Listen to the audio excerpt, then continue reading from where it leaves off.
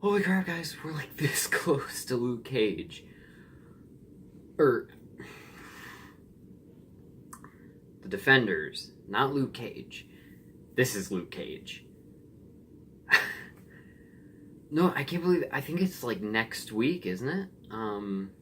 Yeah, I just have Iron Fists left to talk about. So, yay. Anyways, let's talk about Luke Cage Season 1. So, Luke Cage tells the story of Luke Cage. It picks up a while after Jessica Jones. He's moved to Harlem. He works in a barbershop for Pops.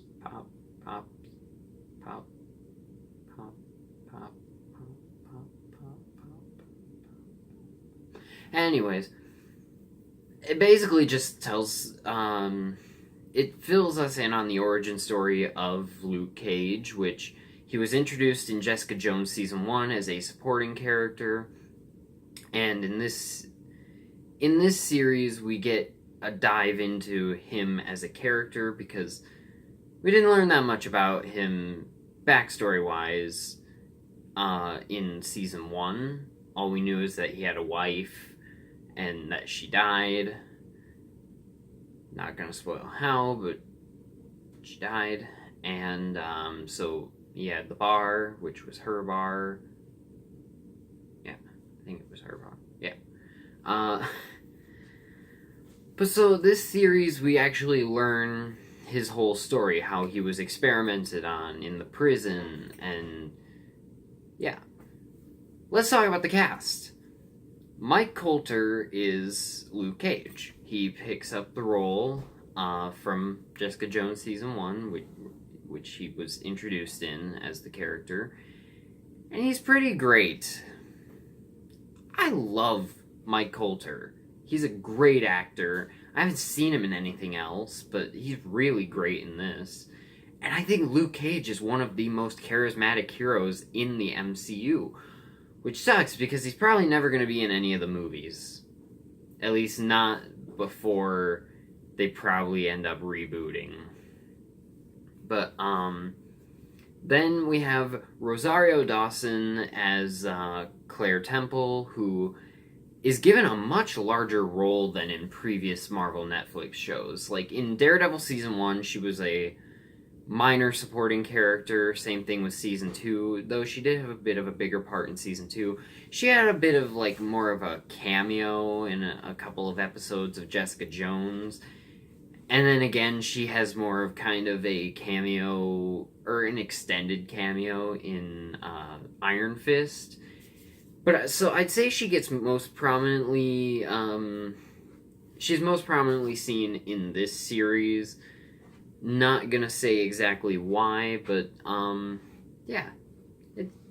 It's nice. She's a good actress. I like the character, so it's nice to see the character have more of something to do than to just pop up and be like, oh, hey, I'm the whole reason these shows are all connected. Yeah. And then you have Mahershala Ali as Cottonmouth, who is, I particularly would like to say, the main villain of this series. And I would put him near the top of the list of the best MCU villains. He's pretty great, because he's not really a villain. He's more just the antagonist-ish. I mean, I wouldn't even put him as that big of an antagonist for Luke Cage, because in the end,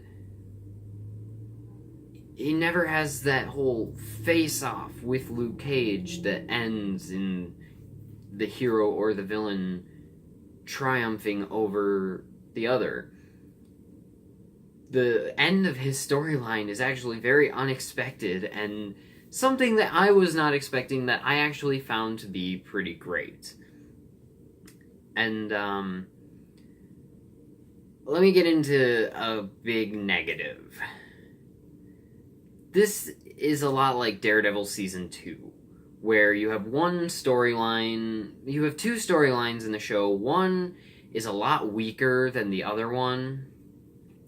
I will say this, though, the two are tied together a little bit more, and in a better way.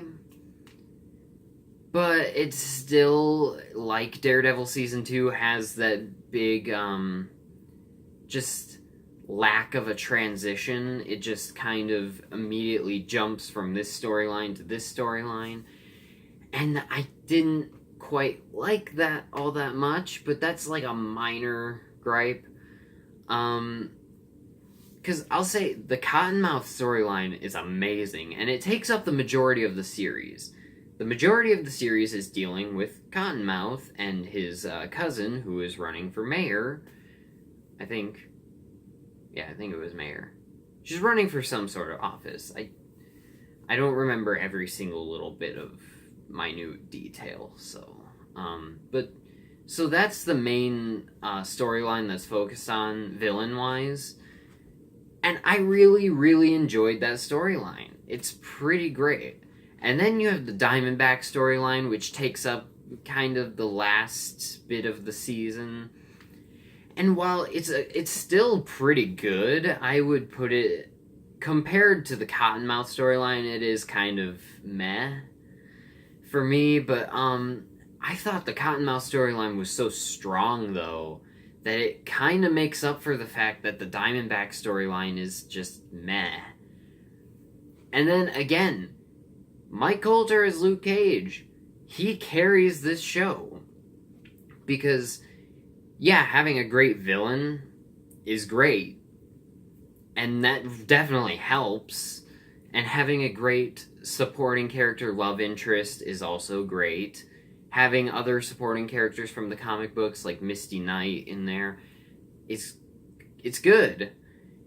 But without having a main character that is really charismatic and that you can really just kind of latch onto, everything else can kind of just fall short because of it. And luckily, Luke Cage is such a great main character that he himself, being so great, elevates every other great thing in this show to be even better.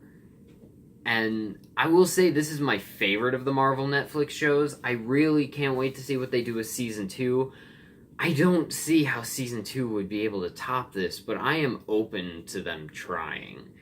And whatever ends up happening, I will probably be mostly satisfied with it just because of the character and the setting. Because that is one of the other great things about the show, is the setting. Harlem is a really great place, like, culturally, and so getting to see a whole series focused on there is pretty great. And then the fact that he's a superhero, it's pretty good. One thing I kind of wished they would do was reference the 2008 Incredible Hulk movie, because this would have been the perfect series to do it, because that's where the final battle of the Incredible Hulk took place, was Harlem. So, that would have been kind of a nice little reference to throw in. Just,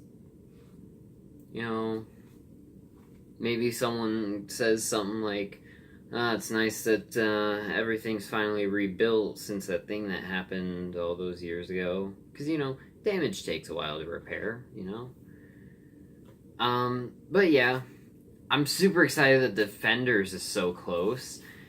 Not excited that I have to review Iron Fist still, and that is the main thing that's standing in between Luke Cage and the Defenders, and the fact that the Defenders is still a week away. Not looking forward to Iron Fist, but honestly, I liked Iron Fist a lot more than a lot of other people did. I still didn't think it was amazing, and it definitely didn't live up to the other shows, but anyways, I am going to give Luke Cage an A+. Thank you guys for watching this video. Let me know in the comments what you think of Luke Cage Season 1 if you've seen it, and I will talk to you in the next video. Bye.